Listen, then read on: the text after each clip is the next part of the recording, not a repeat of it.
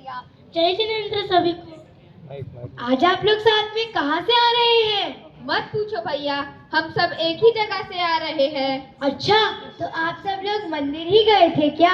नहीं भैया, मंदिर कहाँ, हम सब तो आजकल की सबसे प्रसिद्ध जगह पे गए थे, इसलिए हम सब एक दूसरे को वहीं मिल लेते हैं। अच्छा बताओ, तो कौन सी है वो प्रसिद्ध जगह? मुझे तो पता ही नहीं है।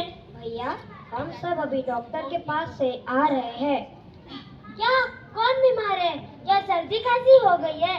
नहीं भैया, आजकल शरीर कम और मन ज्यादा बीमार हो रहा है। मन की बीमारियां ज्यादा बढ़ रही है और हर घर में मन के रोगी पाए जा रहे हैं। हम तीनों भी अपने घर के बच्चों के मन के रोग का इलाज करवाने गए थे साइकियाट्रिक के पास। साइकियाट्रिक के पास? किस प्रकार का इलाज करवाने गए थे? काउंसलिंग, शॉक ट्रीटमेंट या दवाई? भैया, आपको ये सब कैसे पता? हे भगवान, आप सब ये कहाँ अटक गए? आप अपने बच्चों को लेकर मंदिर जी में स्वाध्याय के लिए क्यों नहीं लाते? क्या कहा स्वाध्याय? अरे भैया, कौन से पुराने जमाने की बात कर रहे हो?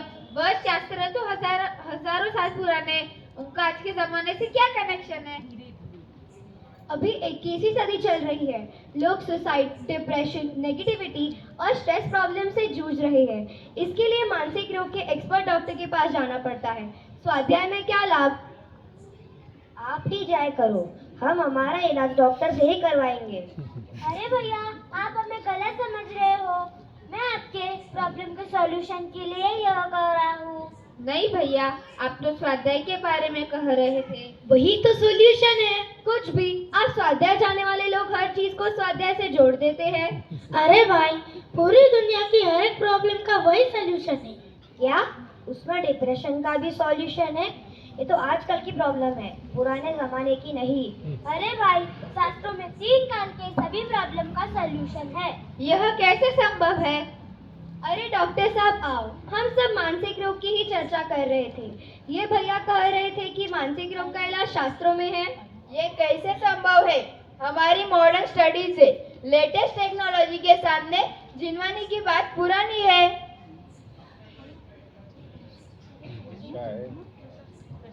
अरे डॉक्टर साहब, आप हमें बताइए साइकोलॉजी के सभी प्रॉब्लम। अब हम आपको इन सभी प्रॉब्लम्स का सॉल्यूशन शास्त्रों से ही देते हैं।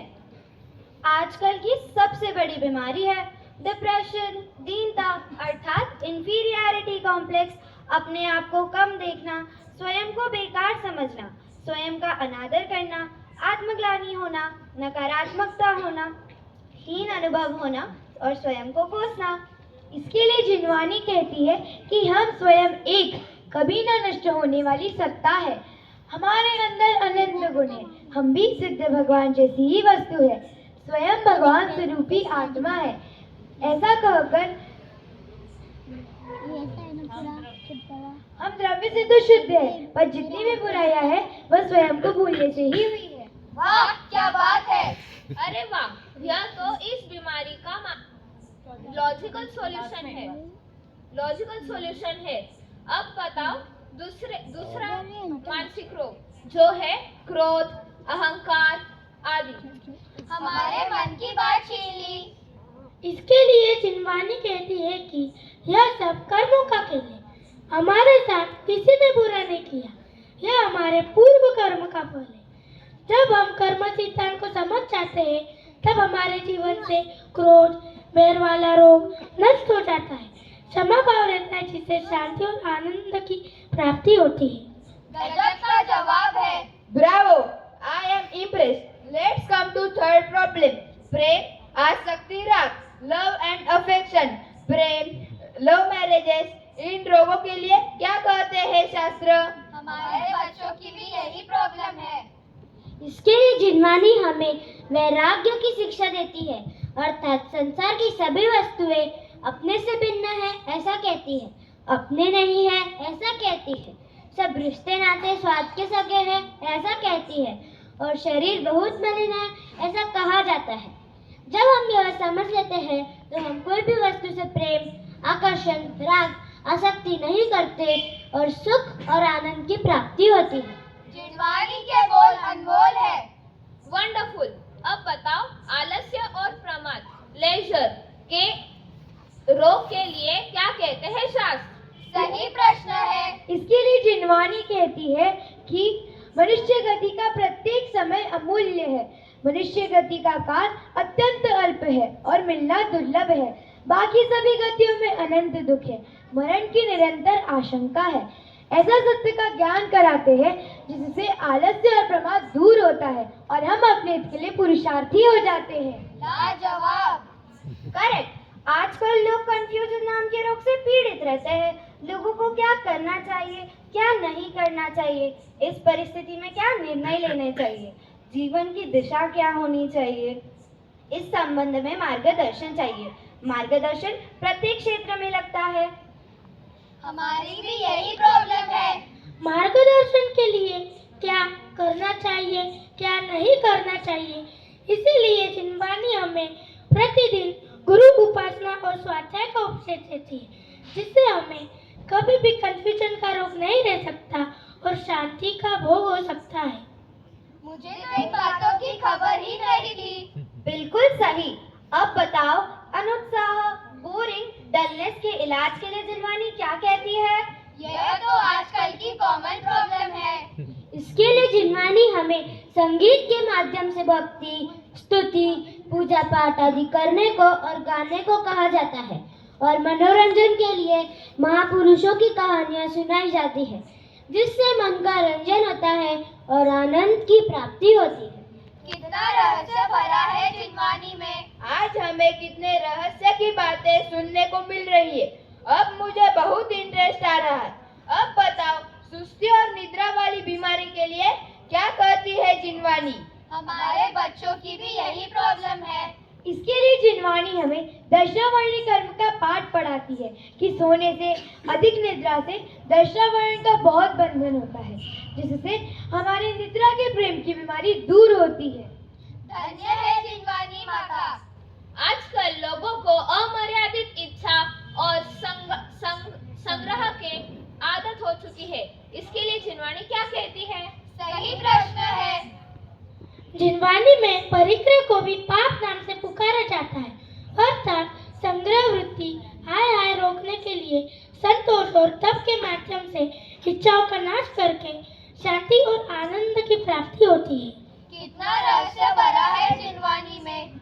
आजकल दूसरों की निंदा करना, निरंतर दूसरों की शिकायत करने की बीमारी भी बढ़ती जा रही है। यह तो आजकल की कॉमन प्रॉब्लम है।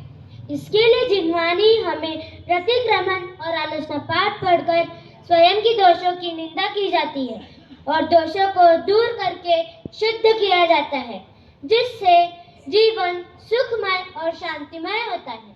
कितना रहस्य भरा है जिनवानी में। चिंता और भय आजकल के सबसे ज्यादा खतरनाक रोग है। स्ट्रेस और एंजाइटी सबको हो रही है। इसके लिए क्या कहते हैं शास्त्र? सही प्रश्न है। इसके लिए जिनवानी कहती है कि सब कुछ निश्चित है।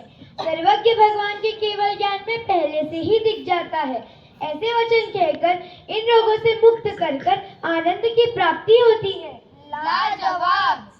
आजकल लोगों को लक्ष्य की हीनता भी बहुत बड़ा रोग हो गया है। इसके लिए जिनवानी माँ क्या कहती है? हमारा भी यही प्रश्न है। जिनवानी में मोक्ष तत्व या मुक्ति की प्रेरणा दी जाती है, अर्थात उच्च लक्ष्य से जीवन को निरंतर सुधार के लिए प्रयत्न करते हुए शांति और आनंद की प्राप्ति होती है। जिनवानी के बोल अनमोल है। आजकल निरंतर व्यस्त रहना भी बहुत बड़ी मानसिक बीमारी है। हमारे मन की बात छीन ली। इसके लिए जिनवानी हमें अकर्ता का सिद्धांत सिखाया जाता है, परद्रव्य के अकर्ता का सिद्धांत सिखाया जाता है, सर्वज्ञता का सिद्धांत सिखाया जाता है, जो देखी वीतरागने आदि का सिद्धांत सिखाकर हमें यह कहा जाता है कि हम इस संसार में कुछ भी नहीं कर सकते और सर्व प्रकार के करने का भार से मुक्त करते हैं, जिससे जीवन सुखमय और शांतिमय होता है। वाह क्या बात है। आजकल भोगों की आसक्ति, इंद्रियों की गुलामी भी बढ़ती जा रही है। इसके लिए बीपी, डायबिटीज, ओबेसिटी आदि शरीर की बीमारी भी बढ़ती जा रही है। सही प्रश्न है। इसके लिए जिनवानी में इंद्र विजय को पूज्य कहा जाता है। इंद्रिय संयम की विधि सिखाई जाती है। रस परित्याग नाम का तप करने को कहा जाता है, जिससे हमारे इंद्रियों की आसक्ति से मुक्त हो जाते हैं। आज हमारे कान धन्य हुए। ओ माय गॉड, मुझे तो पता ही नहीं था कि जैन धर्म और जनवानी का पूरा उद्देश्य मानसिक और आत्मिक रोगों को दूर करने का है और इसी से शारीरिक और सामाजिक स्वास्थ्य भी ठीक होता है। अर्थात जैन धर्म और जनवानी मूल्य में कार्य करके सर्वा विकास का उद्देश्य लेकर आगे बढ़ रही है। इसीलिए हमारे शास्त्रों से विद्या सीखकर ऋषि मुनि मन से और आत्म से निरोगी होकर अनंत सुख को प्राप्त होते थे। इसीलिए सभी ने प्रतिदिन स्वाध्याय करना चाहिए। अगर स्वाध्याय नहीं करोगे तो डॉक्टरों पर पैसे खर्च करोगे। इसीलिए कहते